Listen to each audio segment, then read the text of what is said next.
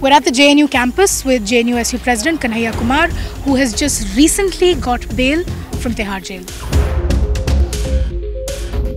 There was a huge mobilization to get you out of jail, to get you out on bail.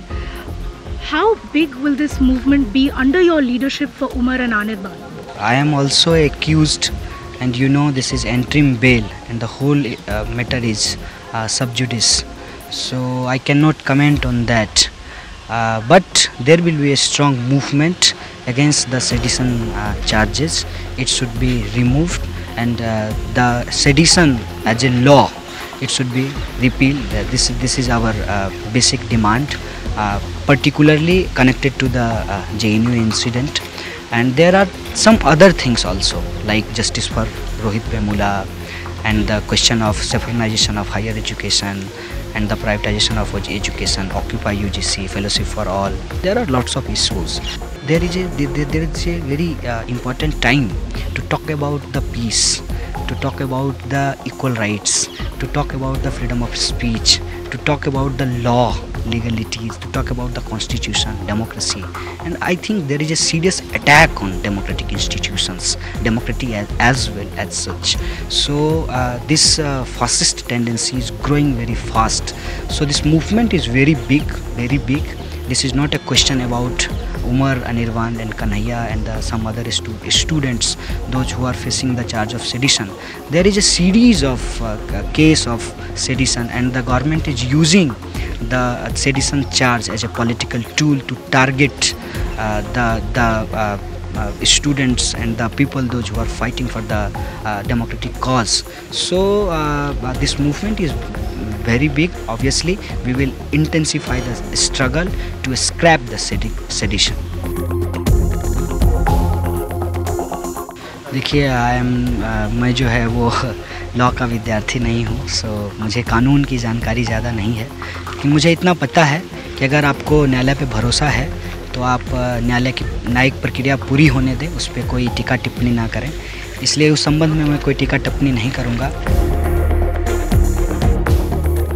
रही बात celebration की, तो हम जो प्रगतिशील लोग हैं, जो समाज में शांति और बराबरी लाना चाहते हैं, वो तब तक सेलिब्रेशन नहीं करेंगे जब तक कि ये चीज़ें आ नहीं जाती है।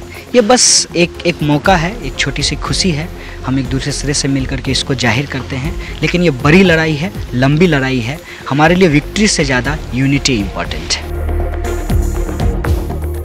देखिए फिर ये वही बात है कि आप केस के मेरिट पे बात करना चाहती हैं, और मैं केस के मेरिट पे बात नहीं करना चाहता हूँ, क्योंकि मैं एक एक्यूज्ड हूँ और मामला सब जुडिस है, तो माफ़ कीजिएगा।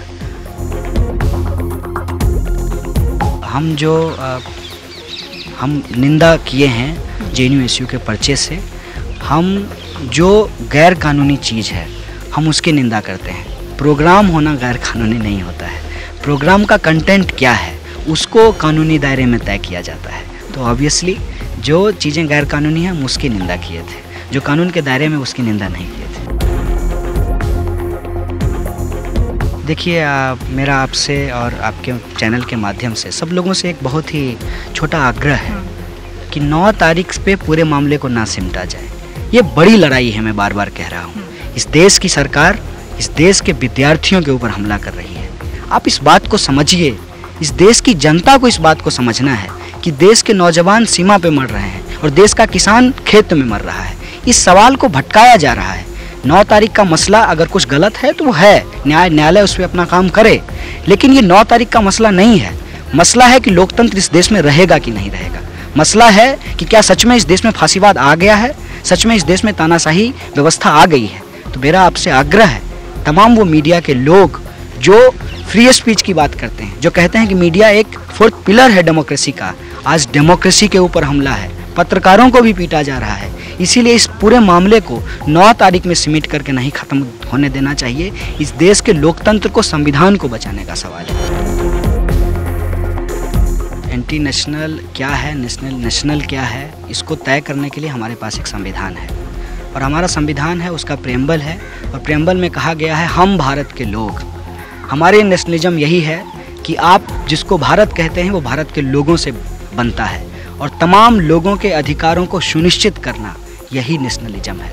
और इंडिया का नेशनलिज्म वो है जिसमें किसान भी आते हैं, सैनिक भी आते हैं, मजदूर भी आते हैं, महिला भी आती है, ट्रांसजेंडर भी आते हैं, दलित भी आते हैं, पिछड़े लोग भी आते हैं, अल्पसंख्यक भी आते हैं, मुसलमान भी आते हैं। तमाम लोगों को शामिल करने की बात करना, तमाम आइडेंटिटीज़ को शामिल करना, तमाम नेशनलिटीज़ को एकोमोडेट करना। So Indian nationalism is nation of nations, nationalism of nationalities. सो मेरे नज़र में जो एक विचारधारा किसी के ऊपर थोपी जा रही है, जो संघ की विचारधारा है, जो भगवाकरण की विचारधारा है, वो नेशनलिज्म के खिलाफ है। इसीलिए सही मायने में वो लोग एंटी नेशनल है।